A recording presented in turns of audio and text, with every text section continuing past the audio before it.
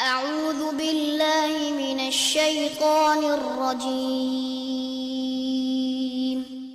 بسم الله الرحمن الرحيم. يا أيها الذين آمنوا اتقوا الله حق تقاته ولا تموتن إلا وأنتم مسلمون. يا أيها الناس اتقوا ربكم الذي خلقكم من نفس واحدة وخلق منها زوجها وبث منهما رجالا كثيرا ونساء واتقوا الله الذي تساءلون به والأرحام إن الله كان عليكم رقيبا. يا أيها الذين آمنوا اتقوا الله وقولوا قولا سديدا يصلح لكم أعمالكم ويغفر لكم ذنوبكم ومن يطع الله ورسوله فقد فاز فوزا عظيما. أما بعد فإن خير الحديث كتاب الله وخير الهدي هدي محمد صلى الله عليه وسلم وشر الأمور محدثاتها وكل محدثة بدعة وكل بدعة ضلالة وكل ضلالة في النار۔ کتاب الفوائد امام ابن القیم رحمہ اللہ کی عظیم الشان تالیف، جس میں انہوں نے طرح طرح کے فوائد جمع کر دیے ہیں، اور جو فائدہ آج کل ہم پڑھ رہے ہیں اس کا تعلق سورہ قاف سے ہے۔ سورہ قاف جو 26ویں سپارے میں ہے۔ آج ہم کہاں سے آغاز کریں گے؟ کتاب الفوائد کا وہ ایڈیشن جو میرے پاس ہے، جس کے محقق شیخ محمد عزیر شمس ہیں، اور آج یہ ایڈیشن گروپ میں شیئر بھی کیا گیا ہے۔ اس ایڈیشن کے لحاظ سے صفحہ نمبر 10، پیج نمبر 10 اس کے درمیان سے شروع کریں گے، اور جو ایڈیشن کئی دیگر بھائیوں کے پاس ہوگا اس کے لحاظ سے بھی میں صفحہ بتا دیتا ہوں آپ کو۔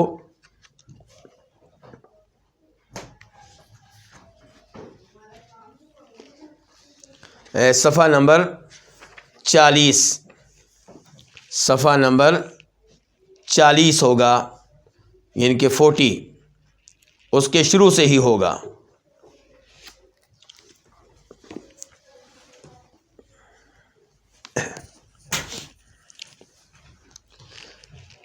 تو امام ابن القیم رحمہ اللہ آیت نمبر 11 سورہ قاف کی آیت نمبر 11 تک گفتگو کر چکے ہیں، اور اب وہ کہتے ہیں ثم انتقل سبحانہ الی تقریر النبوۃ بأحسن تقریر وأوجز لفظ وأبعدہ عن کل شبہۃ وشک،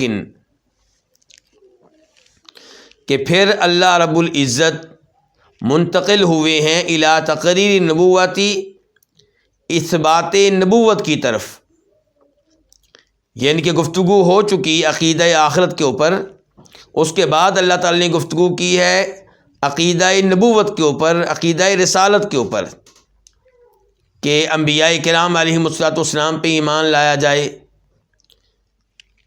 رسولوں پہ ایمان لایا جائے۔ یہ موضوع شروع کیا ہے اللہ رب العزت نے، اور یہ موضوع ہے سورہ قاف کی آیت نمبر 12 اور 14 میں۔ تو آئیے پہلے یہ آیتیں دیکھ لیتے ہیں۔ اللہ تعالیٰ فرماتے ہیں کذبت قبلہم قوم نوح واصحاب الرس وثمود، کہ ان سے پہلے تکذیب کر چکے ہیں۔ کون؟ نوح علیہ السلام کی قوم تکذیب کر چکی ہے، جھٹلا چکی ہے۔ کس کو؟ یعنی کہ اپنے نبی نوح کو۔ ان سے پہلے، کن سے پہلے؟ یعنی کہ اہل مکہ سے پہلے، قریش سے پہلے۔ تو ان سے پہلے نوح علیہ السلام کی قوم تکذیب کر چکی ہے، واصحاب الرس، اور کنویں والے بھی۔ کنویں والے، اس سے کون سی قوم مراد ہے؟ اللہ رب العزت بہتر جانتے ہیں۔ اس کی کسی وعدے دلیل کے ساتھ تحدید نہیں ہو سکی کہ اس سے کون سی قوم مراد ہے۔ تو ان سے پہلے نوح علیہ السلام کی قوم تکذیب کر چکی، یعنی کہ اپنے نبی کو جھوٹا قرار دے چکی، ان کی نبوت کو ماننے سے انکار کر چکی۔ واصحاب الرس، اور کنویں والے بھی یہ کام کر چکے۔ وثمود، اور قوم ثمود نے بھی یہ کام کیا، اپنے نبی صالح علیہ السلام کی تکذیب کی، انہیں دعوی نبوت میں جھوٹا قرار دیا۔ وعاد، اور قوم عاد بھی یہ کام کر چکی، یہ ہود علیہ السلام کی قوم، وفرعون، اور فرعون اور اس کے چیلے بھی یہ کام کر چکے موسیٰ علیہ السلام کے ساتھ، واخوان لوط، اور لوط علیہ السلام کے بھائی بھی یہ کام کر چکے، ان کی قوم بھی یہ کام کر چکی، انہوں نے بھی لوط علیہ السلام کی تکذیب کی، ان کو نبی ماننے سے انکار کیا، ان کے عقیدہ آخرت کی بھی تکذیب کی۔ واصحاب الایکہ، اور درختوں کے جھنڈ والے وہ بھی تکذیب کر چکے۔ یہ کون سی قوم ہے؟ یہ قوم شعیب علیہ السلام ہے۔ جناب شعیب علیہ السلام کے تعلق سے اللہ تعالیٰ جس قوم کا تذکرہ کرتے ہیں اس کا نام کہیں پہ مدین آیا ہے اور کہیں پہ ایکا، مدین والے، ایکا والے۔ ایکا کس کو کہتے ہیں؟ درختوں کے جھنڈ کو۔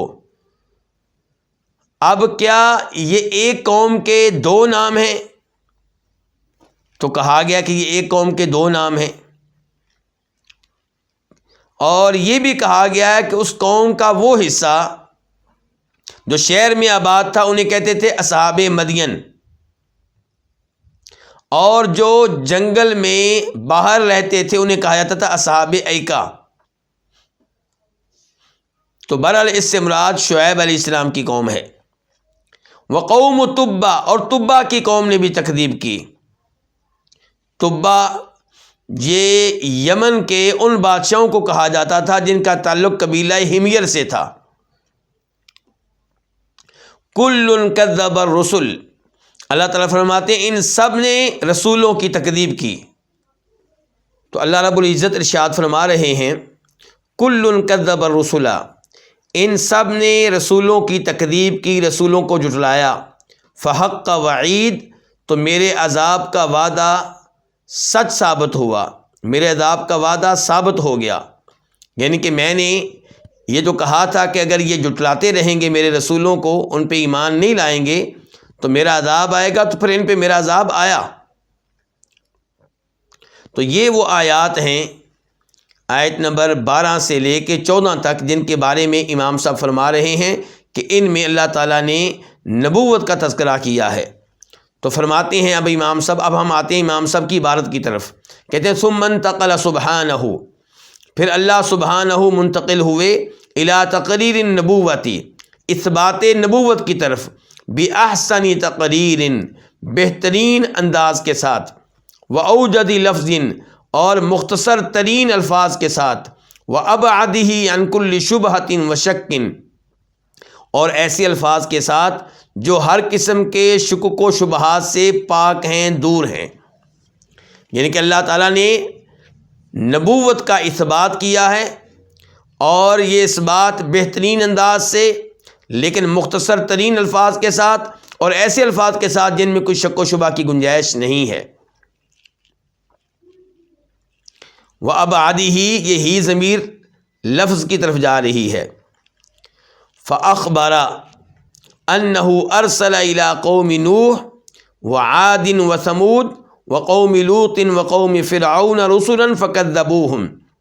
تو اللہ تعالیٰ نے بتایا ہے کہ اللہ تعالیٰ نے بھیجے نوح، عاد، ثمود، قوم لوط اور قوم فرعون کی طرف رسولاً، کئی رسول، فکذبوہم، تو انہوں نے اپنے رسولوں کی تکذیب کی، انہیں جھٹلایا، انہیں جھوٹا قرار دیا، انہیں غلط قرار دیا۔ فأہلکہم، تو اللہ نے ان کو ہلاک کر دیا، ان اقوام کو اللہ نے ہلاک کر دیا، بانواع الہلاکی، طرح طرح کی ہلاکتوں کے ساتھ۔ یعنی کہ کسی کے اوپر، کسی کو چیخ کے ساتھ، کسی کے اوپر پتھریلی ہوا بھیجی گئی، طرح طرح کے عذاب آئے، طرح طرح کی ہلاکتیں۔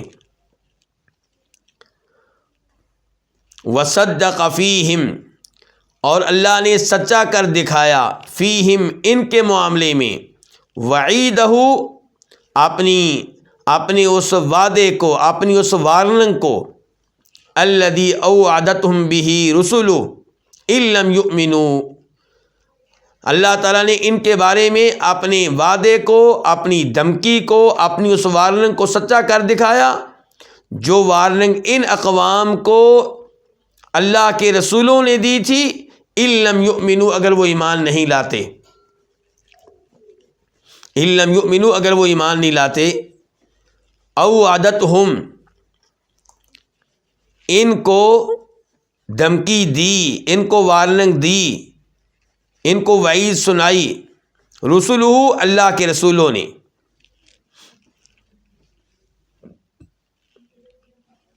امام صاحب کہتے ہیں وَهَذَا تَقْرِيرٌ لِنُبُوَّتِهِمْ وَلِنُبُوَّةِ مَنْ أَخْبَرَ بِذَلِكَ عَنْهُمْ مِنْ غَيْرِ أَنْ يَتَعَلَّمَ ذَلِكَ مِنْ مُعَلِّمٍ وَلَا قَرَأَهُ فِي كِتَابٍ، اور یہ یعنی کہ اللہ کا یہ بتانا کہ یہ نبی آئے تھے اور ان کی اقوام نے تکذیب کی اور اللہ نے ان کو ہلاک کر کے رکھ دیا، یہ سب کیا ہے؟ وَهَذَا تَقْرِيرٌ لِنُبُوَّتِهِمْ، یہ ان کی نبوت کا اثبات ہے، وَلِنُبُوَّةِ مَنْ أَخْبَرَ بِذَلِكَ عَنْهُمْ، اور یہ ان کی نبوت کا بھی اثبات ہے جن کے بارے میں نبی علیہ الصلوۃ والسلام نے خبر دی ہے، بِذَلِكَ، اس کی، کس کی؟ نبوت کی، من غیر یتعلم ذلک من معلم، بغیر اس کے کہ آپ نے یہ چیز سیکھی ہو کسی بھی معلم سے، کسی بھی ٹیچر سے، ولا قرأہ فی کتاب، اور بغیر اس کے کہ آپ نے اس چیز کو پڑھا ہو کسی کتاب میں، بل اخبر بہ، بلکہ آپ نے اس کے بارے میں آگاہی دی، خبر دی، اخبارا مفصلا، تفصیلی خبر دی، مطابقا لما عند اہل الکتاب، اور آپ کی یہ خبریں، آپ کی یہ باتیں اس کے عین مطابق ہیں جو اہل کتاب کے ہاں ہے، جو یہودیوں اور عیسائیوں کے پاس ہے۔ تو اس گفتگو کا خلاصہ کیا ہوا اب؟ کہ اللہ رب العزت نے ان آیات میں ان انبیاء کرام کی نبوت کا اثبات کیا ہے، اور ان انبیاء کرام کی نبوت کا بھی اثبات کیا ہے جن کے بارے میں، جن کی نبوت کے بارے میں نبی علیہ السلام نے بتایا ہے۔ اب یہاں پہ آپ سوچئے، رکیے۔ الحمدللہ والصلاۃ والسلام علی رسول اللہ، اما بعد، معذرت کے ساتھ رابطہ منقطع ہو گیا تھا۔ تو خلاصہ کلام یہ ہے کہ امام ابن القیم رحمہ اللہ کہتے ہیں کہ ان آیات میں اللہ رب العزت نے ان انبیاء کرام کی نبوت کا اثبات کیا ہے جن کا تذکرہ ہوا ہے، اور نبوت کا اثبات، ان کی نبوت کا اثبات بھی ہو گیا کہ جس نے ان کے بارے میں خبر دی ہے۔ جب ان انبیاء کرام کا تذکرہ ہوا تو ان انبیاء کرام کی نبوت کا اثبات بھی ہو گیا، وَلِنُبُوَّةِ مَنْ أَخْبَرَ بِذَلِكَ عَنْهُمْ، اور اس عظیم انسان کی نبوت کا بھی اثبات ہو گیا جس نے ان انبیاء کرام کے بارے میں یہ خبریں دی ہیں، جب کہ آپ کا کوئی ٹیچر بھی نہیں تھا اور آپ نے کوئی کتاب بھی نہیں پڑھی۔ یہ قابل غور الفاظ ہیں کہ نبی علیہ الصلوۃ والسلام کا کوئی معلم نہیں ہے، کیونکہ آپ لکھنا اور پڑھنا نہیں جانتے تھے۔ علم کے لحاظ سے تو آپ سب سے آگے تھے، تمام انسانوں سے آگے تھے، لیکن اوپر دیکھ کر پڑھنا اور لکھنا یہ آپ نہیں جانتے تھے، اور آپ کا کوئی معلم اور ٹیچر بھی نہیں تھا۔ تو چونکہ لکھنا پڑھنا نہیں جانتے تھے، اس کا مطلب یہ ہے کہ آپ نے کوئی کتاب نہیں پڑھی ہوئی تھی۔ اس کے باوجود آپ پرانے نبیوں کی باتیں بتاتے ہیں، ان کی خبریں دیتے ہیں، یہ دلیل ہے اس بات کی کہ آپ سچے نبی ہیں۔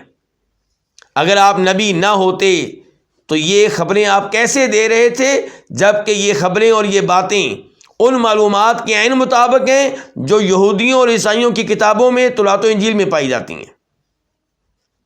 تو یہ واضح دلیل ہے کہ نبی علیہ السلام سچے نبی تھے، اور جن کے بارے میں آپ نے بتایا وہ بھی سچے نبی تھے۔ پھر دیکھ لیں، وَهَذَا تَقْرِيرٌ لِنُبُوَّتِهِمْ، اور یہ اثبات ہے کہ ان کی نبوت کا، کن کی نبوت کا؟ جن کا تذکرہ ابھی ہوا ہے، یعنی کہ نوح علیہ السلام اور سمود علیہ السلام اور قوم سمود کے نبی صالح علیہ السلام، قوم عاد کے نبی ہود علیہ السلام، اور فرعون کی طرف آنے والے نبی موسیٰ علیہ السلام، لوط علیہ السلام، اور اصحاب ایکہ کی طرف آنے والے نبی جناب شعیب علیہ السلام. تو یہ ان تمام کی نبوت کا اثبات ہے، اور اس عظیم انسان کی نبوت کا بھی اثبات ہے من اخبرہ، جنہوں نے خبر دی بذالک، اس معاملے کی، عنہم، ان نبیوں کے بارے میں، من غیر یتعلم ذالک من معلم، بغیر اس کے کہ آپ نے یہ چیزیں سیکھی ہوں کسی معلم سے، ولا قرأہ، اور بغیر اس کے کہ آپ نے یہ چیز پڑھی ہو فی کتاب، ان کسی بھی کتاب میں، بل اخبر به اخبارا مفصلا، بلکہ آپ نے اس بارے میں تفصیل کے ساتھ آگاہی دی ہے، تفصیل کے ساتھ بتایا ہے، اور آپ کی آگاہی، آپ کی معلومات مطابقا لما عند اہل کتابی، مطابق ہیں ان معلومات کے جو اہل کتاب کے ہاں ہیں، جو یہودیوں عیسائیوں کے پاس ہیں. تو اس سے کیا پتہ چلا کہ آپ اللہ کے سچے نبی ہیں. ولا يرد على هذا الا سؤال البحث والمكابرة على جحد الضروريات بأنه لم يكن شيء من ذلك، او ان حوادث الدهر ونكباته اصابتهم كما اصابت غيرهم. امام صاحب کہتے ہیں ہو سکتا ہے کہ کوئی آدمی یہاں پہ اشکال وارد کرے، فی الحال میں ترجمہ نہیں کر رہا، مفہوم بتا رہا ہوں آپ کو. ہو سکتا ہے یہاں پہ کوئی انسان اعتراض کرے، اشکال لے کر آئے، اور وہ کہے کہ میں نہیں مانتا کہ یہ انبیاء کرام علیہم الصلوۃ والسلام دنیا میں آئے تھے، دعوت و تبلیغ کا کام کرتے رہے، میں یہ چیز نہیں مانتا. یا کوئی یہ بھی کہہ سکتا ہے کہ ان پہ عذاب نہیں آیا تھا، بلکہ جیسے دنیا میں مصیبتیں آتی ہیں، خود بخود پریشانیاں آتی ہیں، ویسے ان کے اوپر بھی آئیں اور یہ ختم ہو گئے. یعنی کہ یہ نہیں آپ کہہ سکتے کہ ان کے پاس کوئی نبی آیا تھا، انہوں نے ان نبیوں کی نافرمانی کی تھی، نبیوں کی تکذیب کی تھی، اور پھر اللہ کا عذاب آیا. یہ آپ نہیں کہہ سکتے. ہو سکتا ہے ایسی گفتگو کوئی انسان کرے.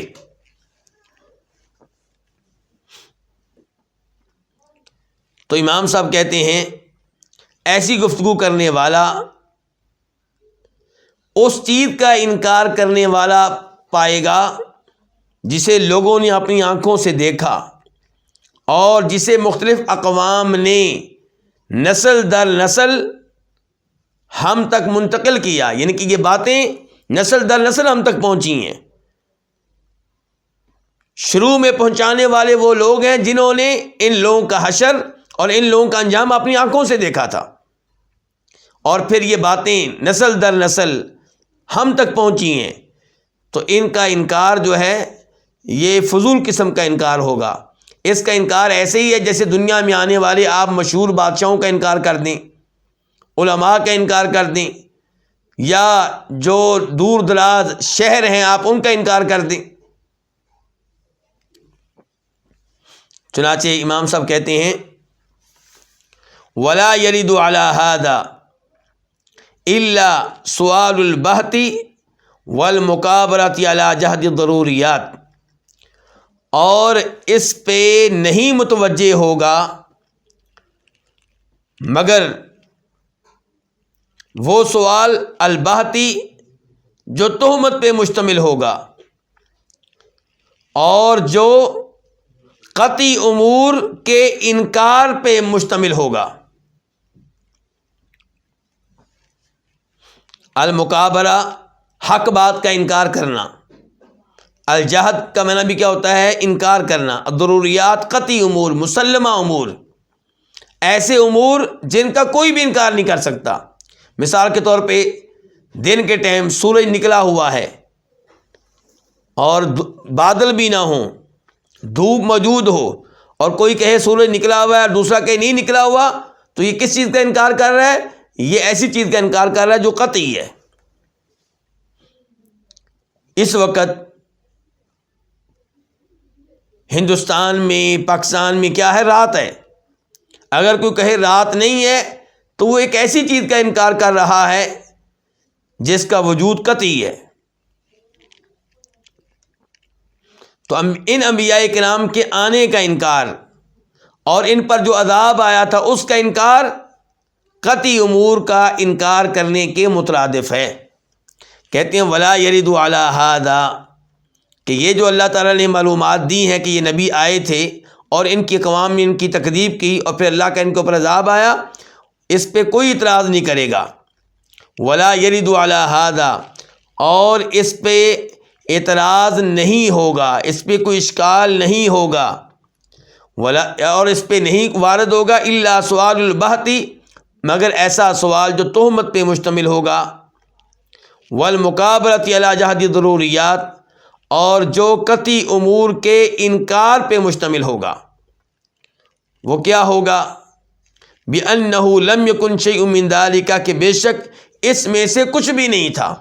نہ کوئی نوح نبی آئے، نہ کوئی ہود نبی آئے، نہ کوئی صالح نبی آئے، نہ کوئی لوط نبی آئے، نہ کوئی فرعون تھا، نہ کوئی رسول تھے۔ او یا یہ کہنا کہ ان حوادث الدہر، کہ زمانے کے مصائب، ونکبات ہی، اس کا معنی بھی ہوتا ہے زمانے کے مصائب۔ تو زمانے کے مصائب اصابتہم، ان اقوام پہ پہنچے، ان اقوام پہ آئے، کما اصابت غیرہم، جیسے دیگر اقوام پہ آئے۔ یعنی کہ کسی نبی کو جھٹلانے کی وجہ سے ان پہ عذاب نہیں آیا، بلکہ خود بخود جیسے کوئی پیدا ہو رہا ہے، کوئی فوت ہو رہا ہے، سورج نکل رہا ہے، ڈوب رہا ہے، ایسی مصیبتیں آئیں اور یہ لوگ تباہ و برباد ہو گئے۔ یہ ان لوگوں کی گفتگو ہوگی جو کہتے ہیں کہ کائنات کا نظام خود ہی چل رہا ہے، اور آپ جانتے ہیں کہ یہ سب باتیں غلط ہیں۔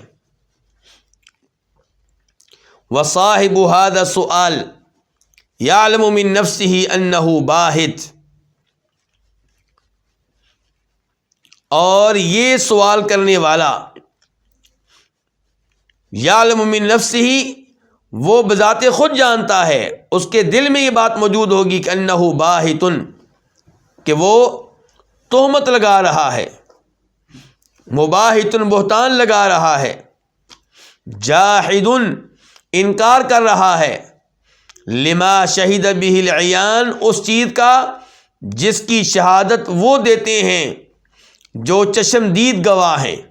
العیان عینی گواہ، آنکھوں سے دیکھنے والے گواہ، چشمدید گواہ۔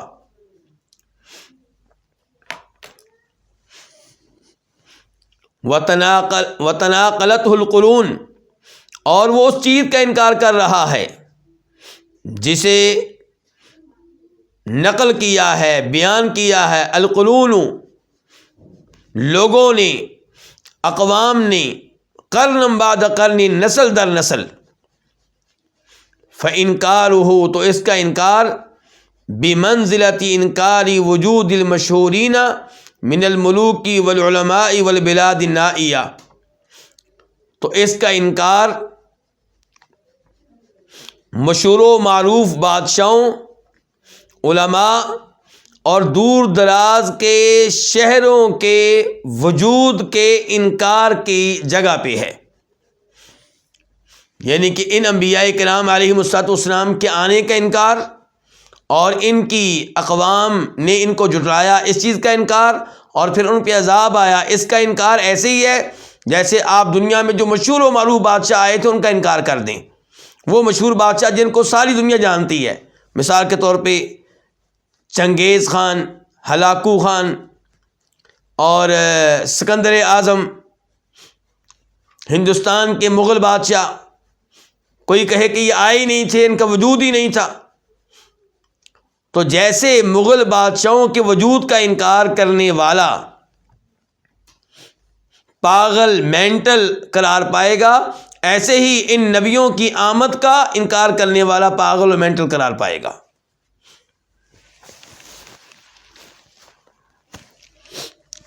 جیسے دنیا کے مشہور و معروف دور دراز کے جو شہر ہیں ان کا انکار کرنے والا غلط قرار پائے گا، ایسے ہی ان نبیوں کی آمد کا انکار کرنے والا، ان کی نبوت کا انکار کرنے والا غلط قرار پائے گا۔ مثال کے طور پہ کوئی کہے کہ دنیا میں کوئی ماسکو شہر نہیں ہے، دلی دنیا میں بالکل نہیں ہے، ایسا کوئی شہر نہیں ہے دنیا میں، دنیا میں کوئی ایسا ملک نہیں ہے جسے قطر کہا جاتا ہو، دنیا میں کوئی ایسا شہر نہیں ہے جسے ریاض کہا جاتا ہو، دنیا میں کوئی ایسا شہر نہیں ہے جسے اسلام آباد کہا جاتا ہو، دنیا میں کوئی ایسا شہر نہیں ہے جسے کابل کہا جاتا ہو۔ تو جو ایسی گفتگو کرے گا اسے ساری دنیا غلط قرار دے گی۔ تو ایسے ہی یہ انبیاء کرام جن کا تذکرہ ہوا ہے، جو ان کی نبوت کا انکار کرے وہ غلط قرار پائے گا۔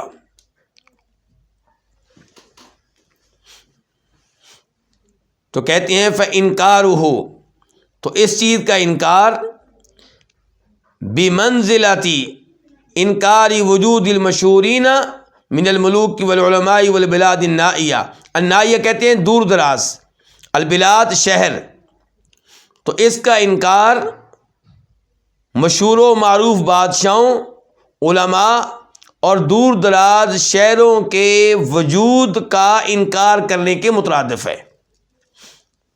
جیسے ان چیزوں کا انکار غلط ہے، ایسے ہی ان نبیوں کی نبوت کا اور ان کی دنیا میں آنے کا انکار کرنا وہ بھی غلط ہے۔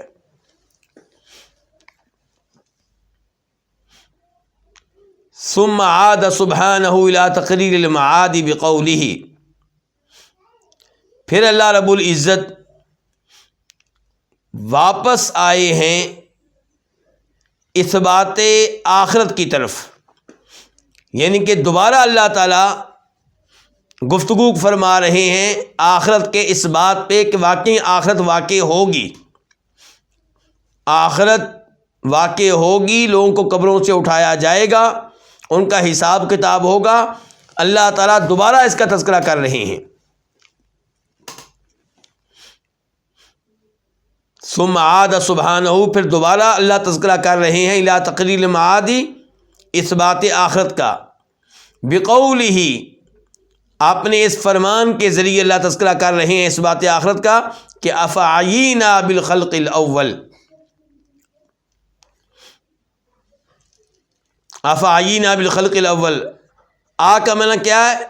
آ کا معنی ہے کیا، فا کا معنی پس، پس کیا، عینا، ہم عاجز آ گئے ہیں، بالخلق الاول، پہلی دفعہ پیدا کر کے۔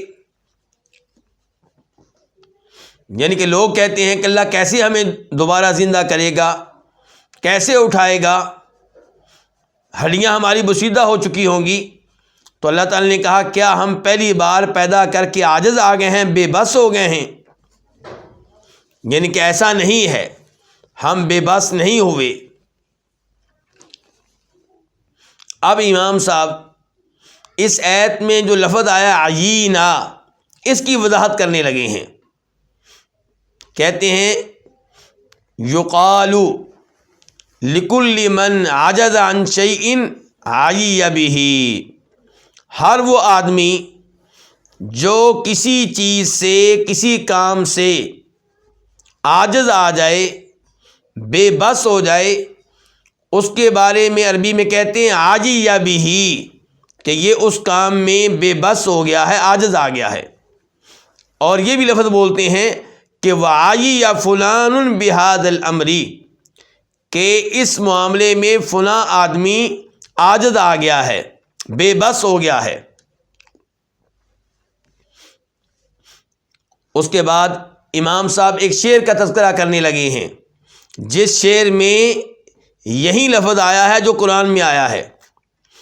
قرآن میں کیا آیا ہے؟ عینا، ہم عاجز آ گئے، ہم عینا، اور اس کا واحد کیا ہوتا ہے؟ عییتو، میں عاجز آ گیا، اور اسی سے ہوتا ہے عییا، وہ عاجز آ گیا۔ تو امام صاحب کہتے ہیں قال الشاعر، شاعر نے کہا ہے۔ یہ شاعر کون ہے؟ یہ نیچے نام لکھا ہوا ہے، عبید بن ابرس، عبید بن ابرس یہ شاعر ہیں، زمانہ جاہلیت کے شعراء میں سے ہیں۔ تو کہتے ہیں یہ شاعر عیو بامرہم کما عیت ببیضتها الحمامہ، عیو بامرہم، اس کا کیا مطلب ہے؟ یہ کیمرہ میں نے 1 منٹ کے لیے خود بند کیا ہے۔ عیو بامرہم،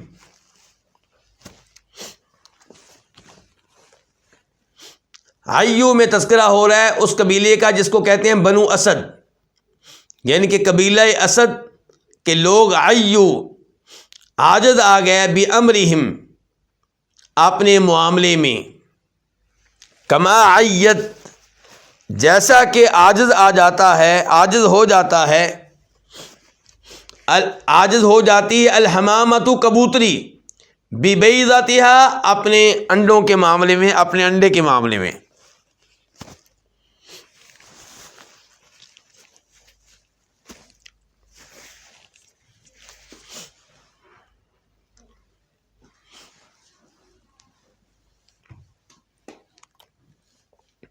تو عیو یہ وہی لفظ ہے جو ایت میں استعمال ہوا ہے۔ عیو وہ عاجز آ گئے، وہ عاجز ہو گئے، اور عیینہ کا معنی کیا تھا؟ ہم عاجز ہو گئے۔ اور اس کے بعد دوبارہ بھی آیا ہے شعر میں لفظ عیت، وہ عاجز ہو گئی، کون؟ کبوتری۔ شاعر جو ہے وہ قبیلہ اسد کا تذکرہ کر رہا ہے کہ یہ نہیں جانتے کہ اپنے معاملے کو کیسے حل کریں، اپنے معاملے کو حل کرنے میں ایسے عاجز ہو گئے ہیں جیسے کبوتری اپنے انڈے کے معاملے کو حل کرنے میں عاجز ہو جاتی ہے۔ کبوتری کو سمجھ نہیں آتی کہ وہ انڈا کس مقام پہ دے، انڈا دینے کے بعد اس کی حفاظت کیسے کرے، اسے لوگوں کی پہنچ سے کیسے دور رکھے۔ تو کبوتری سے یہ مسئلہ حل نہیں ہوتا، اپنے انڈے کا معاملہ اس سے حل نہیں ہوتا، بے بس ہو جاتی ہے، عاجز ہو جاتی ہے۔ ایسے ہی قبیلہ اسد کے لوگ اپنے معاملے کو حل کرنے میں عاجز ہو گئے ہیں۔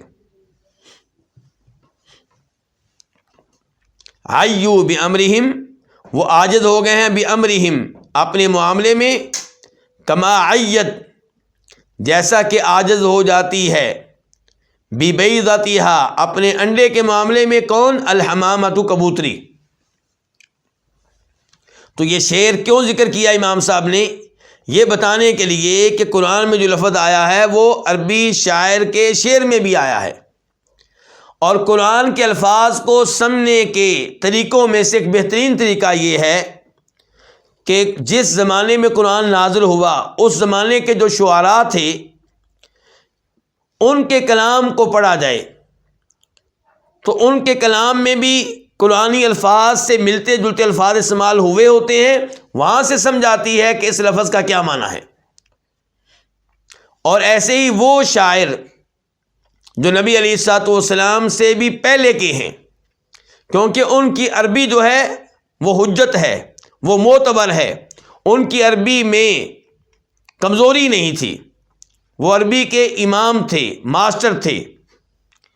تو قرآن کریم کے بہت سے الفاظ ہیں جن کو عربی شعراء کی شاعری کے ذریعے سمجھا جاتا ہے، اور یہ قرآن کو سمجھنے کے طریقوں میں سے ایک بہترین طریقہ ہے۔ لیکن افسوس تب ہوتا ہے جب اس طریقے پہ اکتفا کر لیا جاتا ہے۔ جاوید احمد غامدی جو ہیں موجودہ زمانے میں حیات ہیں، وہ عربی شعراء کے شعروں پہ انحصار کرتے ہوئے اس حد تک آگے چلے جاتے ہیں کہ قرآن کی تفسیر احادیث کے ذریعے کی جائے اس چیز کو بھول جاتے ہیں۔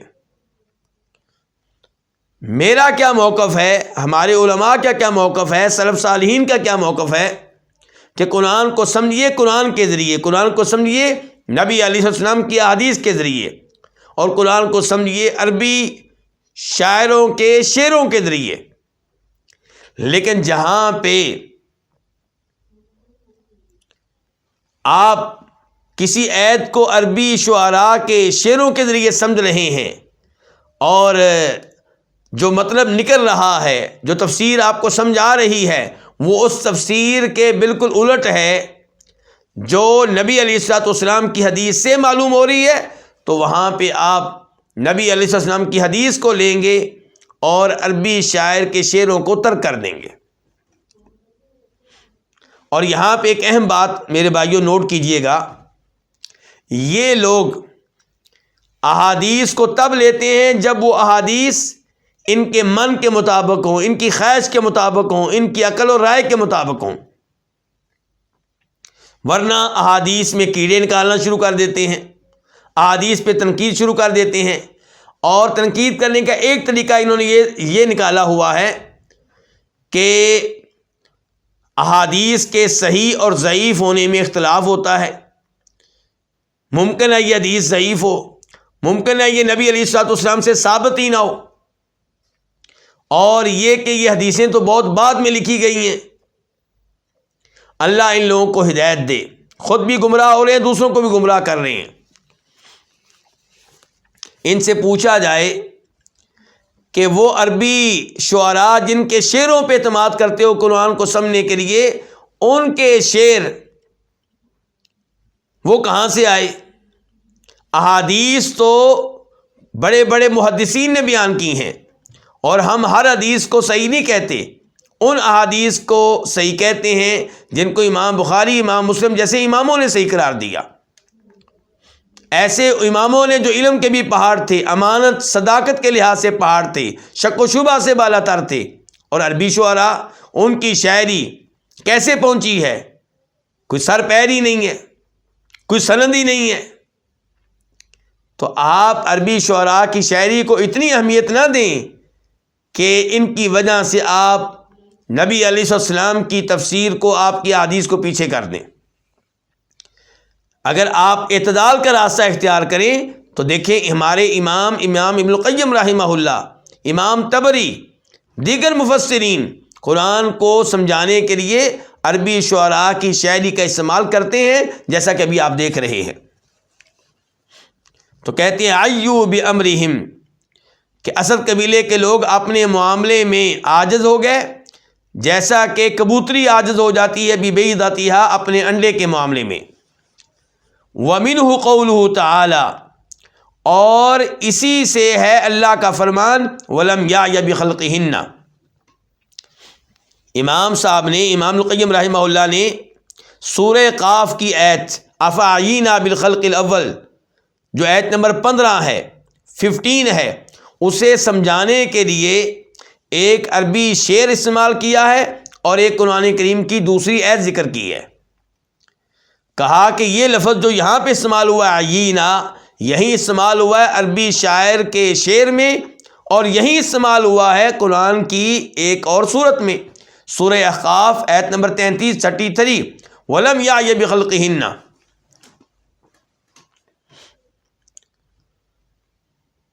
وہاں پہ اللہ تعالیٰ کہتے ہیں، پوری آیت ایسے ہے کہ اولم یروا ان اللہ الذی خلق السماوات والارض وَلَمْ يَعْيَ بِخَلْقِهِنَّ بِقَادِرٍ عَلَىٰ أَن يُحْيِيَ الْمَوْتَىٰ، کیا انہوں نے دیکھا نہیں کہ وہ اللہ جس نے آسمانوں کو پیدا کیا، جس نے زمین کو پیدا کیا، اور ان کو پیدا کر کے وہ عاجز نہیں ہوا، بے بس نہیں ہوا، وہ قادر ہے اس بات پہ کہ مردوں کو زندہ کرے۔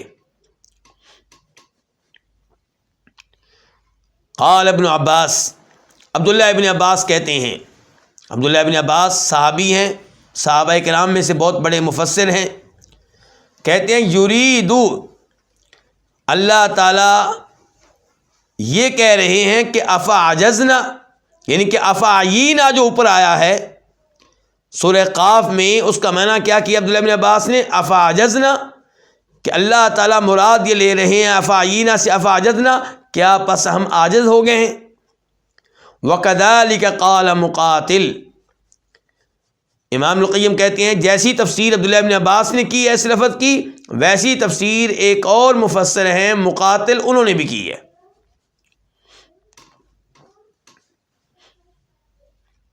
اس کے بعد کہتے ہیں قلت، میرا یہ کہنا ہے میں یہ کہتا ہوں، یہ کون کہہ رہے ہیں؟ امام القیم رحمہ اللہ، کہ ھذا تفسیر بلازم اللفظتی،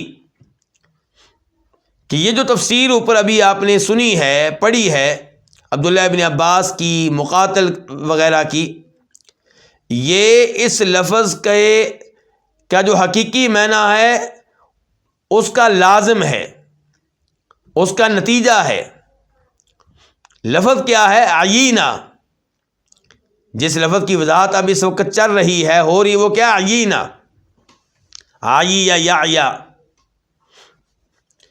تو کہتے ہیں اس کی تفسیر یہ کرنا، عیینہ ہم عاجز ہو گئے، تو یہ تفسیر جو ہے یہ اس لفظ کا لازمی معنی ہے، حقیقی معنی نہیں ہے، یعنی کہ یہ اس لفظ کے معنی کا نتیجہ ہے۔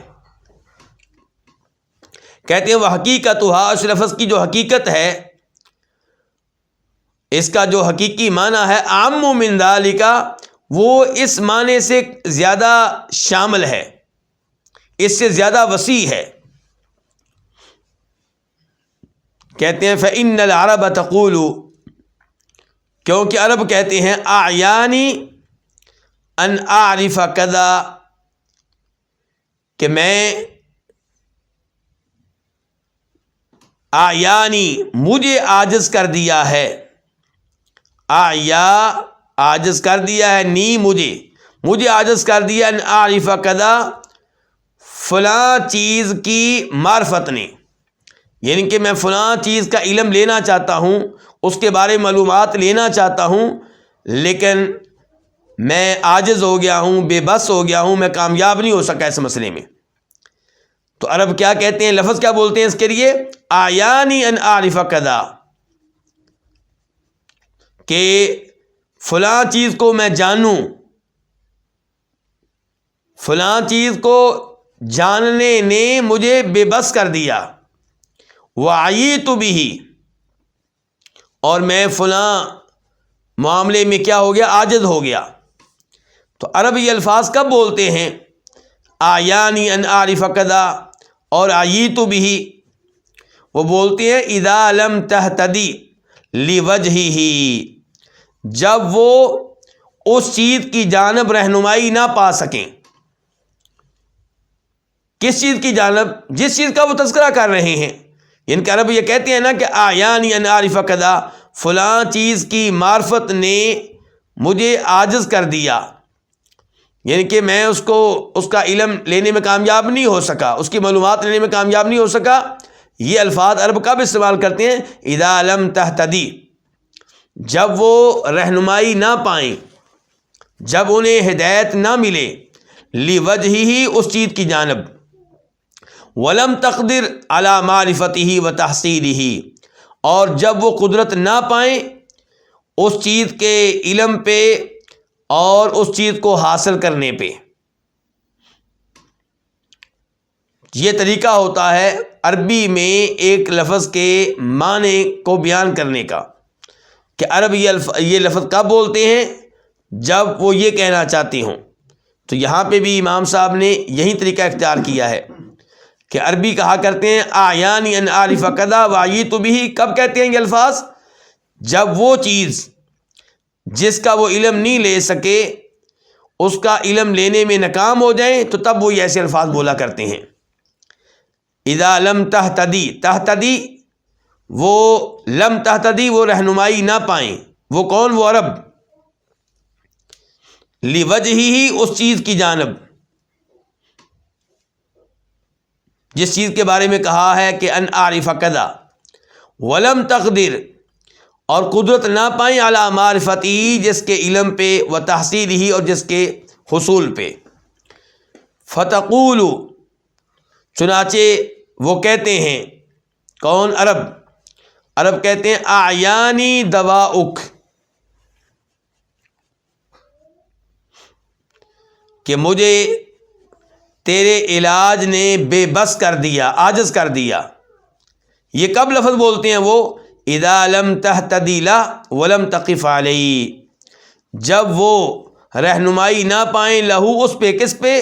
اس کے علاج پہ، ولم تقف علیہ، اور اس پہ مطلع نہ ہو سکیں، تو پھر وہ کہتے ہیں، کہنے والے سے اپنے مخاطب سے کہتے ہیں اعیانی دواؤ کا، تیرے علاج نے مجھے بے بس کر دیا، عاجز کر دیا، میں تیرا علاج تلاش نہیں کر سکا۔ ولازم ھذا المعنی، اور اس لفظ کا جو حقیقی معنی ہے، اس کا جو لازم معنی ہے، اس کا جو نتیجہ ہے وہ کیا ہے؟ العجز عنہ، اس کام سے عاجز ہو جانا، بے بس ہو جانا۔ کہتے ہیں والبیت الذی استشہدوا بہ شاہد لہذا المعنی، البیت سے مراد یہاں پہ کیا؟ شعر جو اوپر گزرا ہے۔ کہتے ہیں اور وہ شعر الذی استشہدوا بہ، جس کو انہوں نے دلیل بنایا ہے، شاہد، وہ دلیل ہے، لہذا المعنی، اس معنی کی، یعنی کہ امام ابن القیم رحمہ اللہ کہہ رہے ہیں کہ اس لفظ کا جو حقیقی معنی ہے، اس معنی کی تائید اس شعر سے بھی ہوتی ہے جو ابھی اوپر گزرا ہے۔ کہتے ہیں والبیت الذی، اور وہ شعر الذی استشہدوا بہ، جس کو انہوں نے دلیل بنایا ہے، شاہد، وہ دلیل ہے، لہذا المعنی، اس معنی کی، یعنی کہ جو میں نے ابھی بیان کیا ہے۔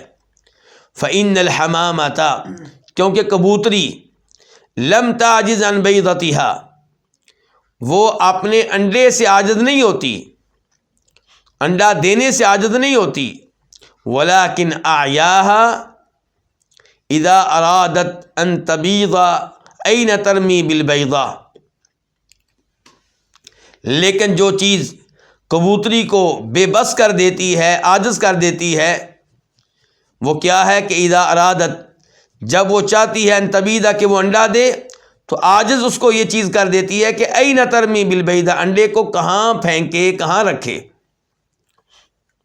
فہی تدور وتجول، تو وہ گھومتی ہے، چکر لگاتی ہے، حتی ترمی بہا، حتیٰ کہ وہ اس انڈے کو پھینک دے، نکال دے۔ فَإِذَا بَاضَتْ، تو جب وہ انڈا دے لیتی ہے، اعیاہا، تو اس کو عاجز کر دیتی ہے ایک اور چیز، وہ کیا کہ این تحفظھا، وہ اس انڈے کی کہاں حفاظت کرے، وتودعھا، اور کہاں اس کو رکھے، حتیٰ لا تنالا، حتیٰ کہ اس انڈے کو پکڑا نہ جا سکے، کوئی اس کو پکڑ نہ لے۔ یعنی کہ پہلے اس کا مسئلہ کبوتری کا یہ ہوتا ہے کہ انڈا دے تو کہاں دے، یعنی کہ جگہ مسئلہ ہے اس کا۔ دوسرے نمبر پہ انڈا دینے کے بعد اس کی حفاظت کہاں پہ کرے، وہ کہاں محفوظ رہ سکے گا۔ فہی تنقلھا، تو وہ اس کو منتقل کرتی ہے، کبوتری کس کو؟ انڈے کو، من مکان، ایک جگہ سے، الی مکان، دوسری جگہ کی طرف، وتحار، اور حیرت میں رہتی ہے، این تجعل مقرھا، کہ کہاں وہ بنائے، مقرھا، اس انڈے کی جگہ، اس انڈے کی جائے قرار، یعنی کہ وہ حیرت میں پڑی رہتی ہے، اس سے فیصلہ نہیں ہو پاتا، اس سے، کس سے؟ کبوتری سے، کہ کون سی جگہ ہے۔ فہی تنقلھا، تو وہ اس انڈے کو منتقل کرتی ہے ایک جگہ سے دوسری جگہ تک، وتحار، اور حیرت میں رہتی ہے، کس معاملے میں؟ اس معاملے میں کہ این تجعل مقرھا، کہ کہاں وہ بنائے اس انڈے کے قرار پانے کی جگہ، ٹھکانہ کہاں بنائے اس انڈے کا۔ کما ہوا حال من عی بامرہ، جیسا کہ یہ حالت ہوتی ہے اس شخص کی، من عی بامرہ، جو اپنے معاملے میں عاجز ہو جائے، یعنی کہ اپنا معاملے کی جس کو سمجھ نہ آئے، فلم یدری، اس کو پتہ نہ چلے، من این یقصد لہ، وہ کہاں سے اپنے معاملے کا قصد کرے، ومن این یاتیہ، اور کہاں سے وہ اپنے معاملے کی طرف آئے۔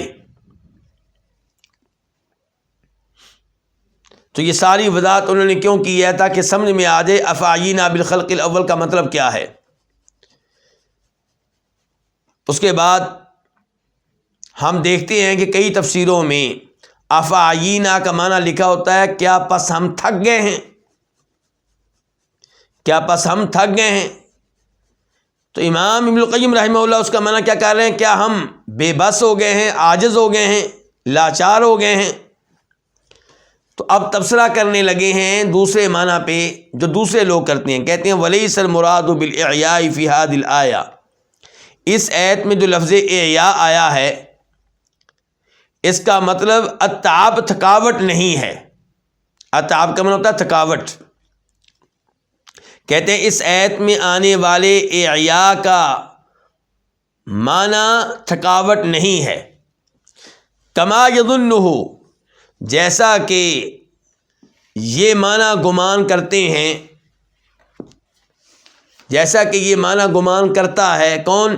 من لم یعرف تفسیر القرآن، جو قرآن کی تفسیر کو نہیں جانتا. امام صاحب کہنا چاہتے ہیں کہ عربی لغت میں تو اس لفظ کا معنی تھکاوٹ موجود ہے. عربی ڈکشنریاں کھولیں گے تو اس لفظ کا معنی تھکاوٹ پایا جاتا ہے، بالکل ہے. لیکن یہاں پہ اس آیت میں کہتے ہیں اس کا یہ معنی نہیں کیا جائے گا. تو کہتے ہیں اس آیت میں اعیاء سے مراد تھکاوٹ نہیں ہے، جیسا کہ کما یظنہ، جیسا کہ یہ معنی گمان کرتے ہیں. گمان کرتا ہے کون؟ من لم یعرف، جس نے نہیں جانی تفسیر القرآن، قرآن کی تفسیر. بل ھذا المعنی، بلکہ یہ بل ھذا المعنی هو الذی نفاہ سبحانہ عن نفسہ، بلکہ یہی وہ معنی ہے جس کی اللہ تعالی نے نفی کی ہے عن نفسی، اپنے آپ سے، فی آخر سورت کے آخر میں، بقولہ، یہ کہہ کر کہ وما مسنا من لغوب، اور ہمیں نہیں چھوا کسی قسم کی تھکاوٹ نے. تو یہی سورہ قاف آیت نمبر 38 ہے. اللہ تعالیٰ تو کہہ رہے ہیں ہمیں کسی قسم کی تھکاوٹ کا سامنا نہیں کرنا پڑا.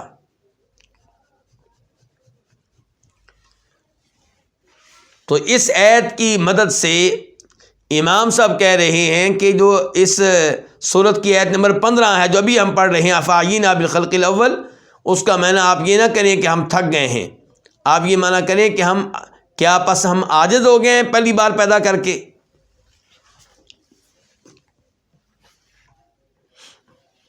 اس کے بعد امام صاحب کہتے ہیں ثم اخبر سبحانہ، پھر اللہ تعالیٰ نے بتایا ہے کہ انہم، کہ بے شک وہ کون؟ یہ آخرت کی تکذیب کرنے والے، آخرت کے منکر، کہ بے شک وہ فی لبس من خلق جدید، نئی تخلیق کے بارے میں، فی لبس، شک و شبہ میں پڑے ہوئے ہیں.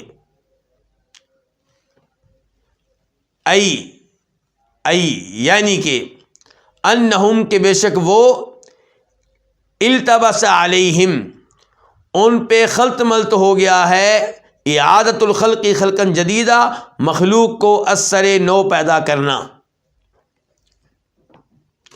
یعنی کہ یہ لوگ مانتے ہیں کہ پہلی بار ان کو اللہ نے پیدا کیا ہے، لیکن دوبارہ پیدا کرنے کا معاملہ جو ہے نا، اس میں ان کو اختلاط ہو گیا ہے، شکوک و شبہات میں پڑ گئے ہیں، ان کو صورتحال کی سمجھ نہیں آ رہی. التبسا، خلط ملط ہو گیا ہے، علیہم، ان پہ، اعادت الخلق کی، مخلوق کو دوبارہ پیدا کرنا، خلقاً جدیدہ، نئی تخلیق میں، نئی پیدائش میں. ثم نبہہم، پھر اللہ نے ان کو خبردار کیا ہے، ان کو آگاہی دی ہے. یہاں سے امام صاحب آیت نمبر 16 کی طرف اشارہ کرنے لگے ہیں. آیت نمبر 16 کیا ہے؟ پہلے قرآن میں دیکھ لیں آپ کہ وَلَقَدْ خَلَقْنَا الْإِنسَانَ، یقیناً ہم نے انسان کو پیدا کیا ہے. یہ اب کتاب کی طرف واپس آ جائیں آپ کہ ثم نبہہم، پھر اللہ نے ان کو خبردار کیا ہے، ان کو آگاہی دی ہے، علی ما ہوا من اعظم آیات قدرتی و شواہد ربوبیتی و ادلۃ المعادی وہو خلق الانسان.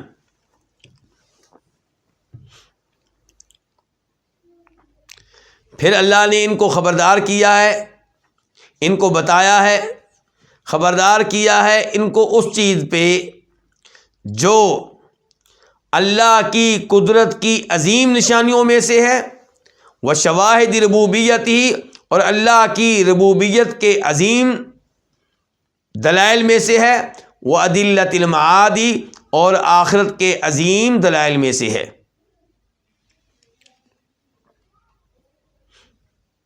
اور وہ کیا چیز ہے؟ وہ انسان کی تخلیق ہے۔ وَهُوَ خَلْقُ الْإِنسان، انسان کی تخلیق، یعنی کہ اللہ تعالی نے انسان کی تخلیق کا تذکرہ کیا ہے۔ اور امام ابن القیم رحمہ اللہ کہتے ہیں یہ اللہ کی قدرت کی عظیم ترین نشانی ہے، کون؟ خود انسان کی تخلیق، انسان کی پیدائش۔ وشواہد ربوبیتہ، اور یہ اللہ کی ربوبیت کی عظیم ترین دلیل ہے، اور یہ آخرت کی بھی عظیم ترین دلیل ہے۔ شواہد جو ہے یہ شاہد کی جمع ہے دلیل، دلائل۔ تو اللہ تعالی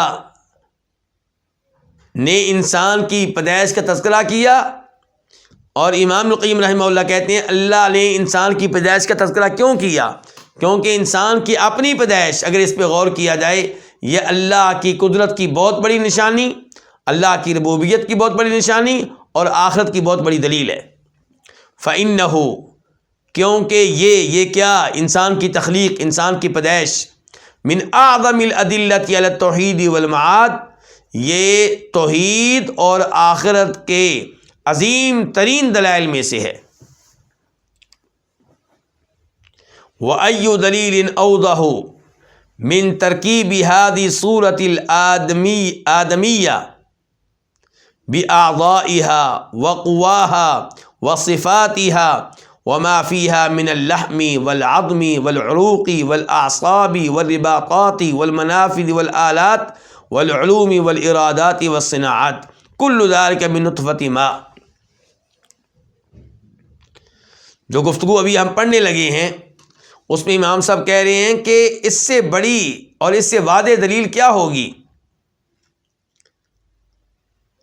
کہ اللہ نے انسان کو پیدا کیا پانی کے ایک قطرے سے، اور اس پانی کے قطرے سے اللہ نے کیا بنا دیا؟ 5 فٹ کا انسان، جس میں طرح طرح کے اعضاء ہیں، جس میں طرح طرح کی قوتیں ہیں، جس میں طرح طرح کے اوصاف ہیں، جس میں گوشت ہے، جس میں ہڈیاں ہیں، جس میں رگیں ہیں، جس میں پٹھے ہیں، اور جس میں سوراخ ہیں، جس میں کئی مشینریاں کام کر رہی ہیں، کئی مشینیں کام کر رہی ہیں، اور جس کے پاس کئی علوم ہیں، کئی ارادے ہیں، کئی کاریگریاں ہیں۔ یہ سب کا سب اللہ نے کس سے بنایا ہے؟ پانی کے ایک چھوٹے سے قطرے سے۔ تو جس اللہ نے یہ کام کیا ہے، کیا وہ دوبارہ انسان کو زندہ کرنے پہ قادر نہیں ہے؟ پھر اب دیکھیں ترجمہ، وَأَيُّ دَلِيلٍ أَوْضَحُ، اور کون سی دلیل زیادہ واضح ہوگی، من ترکیب هذه الصورة الآدمیہ، اس انسانی جسم کو جوڑ دینے سے، یہ جو اللہ نے انسانی جسم جوڑ دیا ہے، بنا دیا ہے، اس سے بڑھ کے کیا دلیل ہوگی؟ الصورہ الآدمیہ، انسانی جسم، ترکیب، جوڑنا، بنانا۔ تو اس انسانی جسم کو جوڑ دینے سے زیادہ واضح دلیل کیا ہوگی؟ اور اللہ نے اس کو جوڑا ہے کیسے؟ بِأَعْضَائِهَا، اس کے اعضاء کے ساتھ، چہرہ، ہاتھ، پاؤں، وقواها، اور اس کی قوتوں کے ساتھ۔ طرح طرح کی قوتیں ہیں انسان میں، دیکھنے کی قوت، سننے کی قوت، چکھنے کی قوت، وصفاتها، اور اس کے اوصاف کے ساتھ۔ انسان میں طرح طرح کی صفتیں اللہ نے رکھی ہوئی ہیں۔ وما فيها من اللحم، اور جو اس میں گوشت ہے، والعظم، اور ہڈیاں ہیں، والعروق، اور رگیں ہیں، والاعصاب، اور پٹھے ہیں، والرباطات، اور کئی ایسی چیزیں ہیں جس کے ساتھ انسانی چیزوں کو باندھا گیا ہے۔ الرباطات، رباط کی جمع رباط، وہ جس کے ساتھ کوئی چیز باندھی جائے۔ تو انسان کے جسم میں کئی ایسی چیزیں ہیں جن کے ساتھ باقی جسم کی چیزوں کو اللہ تعالیٰ نے باندھ رکھا ہے۔ والمنافذ منفذ کی جمع ہے، اور اس انسانی جسم میں کئی کیا ہے؟ سوراخ ہیں، جیسا کہ منہ ہے، ناک ہے، پیشاب پخانے کی جگہیں ہیں، تو یہ اللہ نے رکھے ہوئے ہیں یہ سوراخ۔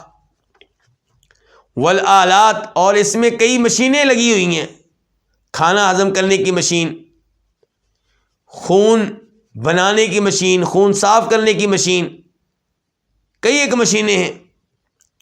والعلومی، اور اس انسانی جسم میں اللہ نے کئی علم رکھے ہوئے ہیں۔ والاراداتی، اور کئی ارادے ہیں۔ والصناعاتی، اور کئی کاریگریاں ہیں۔ کل ذالک، یہ سب کا سب، من نطفۃ ماء، پانی کے قطرے سے۔ فلو انصف العبد ربا، پس اگر بندہ اپنے رب سے انصاف کرے، لکتفا بفکرہ فی نفسی، تو اپنے نفس پہ غور و فکر کرنا وہ اسی پہ کفایت کر لے گا۔ لکتفا، البتہ وہ کفایت کر لے گا، بفکرہ فی نفسہ، اپنی ذات پہ غور و فکر کرنے پہ، یعنی کہ اللہ تک پہنچنے کے لیے اور یہ جاننے کے لیے کہ اللہ تعالیٰ ہر چیز پہ قادر ہے، لوگوں کو دوبارہ زندہ کرنے پہ قادر ہے۔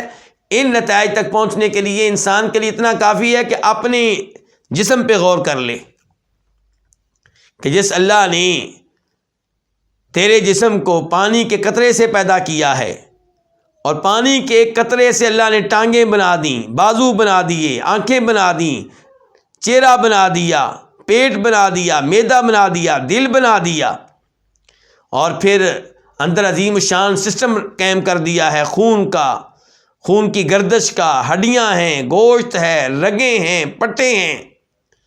اس اللہ تعالیٰ کے لیے دوبارہ انسان کو پیدا کرنا کیسے کیوں کر مشکل ہوگا، اور اس اللہ تعالیٰ کے ساتھ اوروں کو شریک کرنا کیوں کر جائز ہوگا؟ جس اللہ نے یہ سب کچھ بنایا ہے، اس اللہ کے ساتھ ان کو شریک کرنا جو کچھ بھی نہیں کر سکتے۔ فلو انصف العبد ربا، پس اگر بندہ اپنے رب سے انصاف کرے، لکتفا، تو البتہ وہ کفایت کر لے، بفکرہ فی نفسہ، اپنے نفس پہ، اپنی ذات پہ غور و فکر کرنے پہ، واستدل بوجودہ، اور اپنے وجود کو دلیل بنائے۔ کس چیز پہ دلیل بنائے؟ علی جمیع ما اخبرت بہ الرسل عن اللہ واسمائہ وصفاتہ، اللہ تعالیٰ اور اللہ کے نام اور اللہ کی صفات میں سے ہر اس چیز پہ جس کے بارے میں رسولوں نے خبر دی ہے۔ یعنی کہ اگر انسان انصاف کرنے والا ہو تو اپنے وجود کو دلیل بنا لے ہر اس چیز کے درست ہونے پہ جس کے بارے میں رسولوں نے بتایا۔ رسولوں نے بتایا اللہ کے وجود کے بارے میں، رسولوں نے بتایا وہ اسماء اللہ کے ناموں کے بارے میں، رسولوں نے بتایا وہ صفات اللہ کی صفات کے بارے میں کہ اللہ سننے والا ہے، دیکھنے والا ہے، اللہ کا چہرہ ہے، اللہ کے ہاتھ ہیں، اللہ کی آنکھیں ہیں۔ تو یہ تمام چیزیں جو بتائی ہیں رسولوں نے، انسان آنکھیں بند کر کے مان لے، جو بھی رسول کہہ دیں مان لے، لیکن یہ کب ہوگا؟ جب اپنے وجود پہ غور کرے گا، اپنی نفس پہ غور کرے گا کہ جس اللہ نے اس نفس کو پیدا کیا ہے وہ اللہ کتنا عظیم ہے، اور اس اللہ کے ساتھ کوئی شریک نہیں ہو سکتا، اور اس اللہ کے نام برحق ہیں، اس کی واقعی یہ صفات ہوں گی جس اللہ نے میرے اس جسم کو پیدا کیا ہے پانی کے قطرے سے۔ تو ماشاءاللہ بڑی عمدہ گفتگو کر رہے ہیں امام ابن القیم رحمہ اللہ، اور یہ گفتگو جاری رہے گی چونکہ آپ کا وقت ختم ہو چکا ہے، اس لیے آپ سے اجازت چاہوں گا۔ اللہ رب العزت ہمیں قرآن کو صحیح معنوں میں سمجھنے کی توفیق عنایت فرمائے۔ وصلی اللہ تعالی علی نبینا محمد وعلی آلہ وصحبہ اجمعین۔ میں معذرت چاہوں گا کہ یہ رابطہ ایک دو بار منقطع ہوا ہے، کوشش کی جاتی ہے کہ ایسا نہ ہو، لیکن پھر بھی ہو جاتا ہے۔ شاید اس کی ایک وجہ یہ ہے کہ جس ایریے میں یہ موجود ہوں، اس ایریے میں شاید یہ سسٹم کوئی اتنا اچھا نہیں ہے۔ انشاءاللہ ایک دو مہینوں تک کسی دوسرے ایریے میں شفٹ ہو جاؤں گا تو انشاءاللہ یہ شکایت ختم ہو جائے گی۔ اس کے باوجود آپ سے درخواست ہے کہ جڑے رہیے اس کتاب کے ساتھ، ان دروس کے ساتھ، انشاءاللہ اس میں بڑی خیر ہے۔ اگر آپ کو کچھ چیز سمجھ نہ آئے تب بھی وقت دینے پہ، محنت کرنے پہ، توجہ دینے پہ اللہ تعالیٰ آپ کو اجر و ثواب دے گا۔ اللہ تعالیٰ آپ کا یہ وقت دینا، یہ بیٹھنا، یہ توجہ کرنا قبول فرمائے، اور اللہ تعالیٰ ہم سب کا ایمان مضبوط بنائے اور قرآن سمجھنے کی صحیح معنوں میں توفیق عنایت فرمائے۔ وصلی اللہ تعالیٰ علی نبینا محمد وعلی آلہ وصحبہ اجمعین۔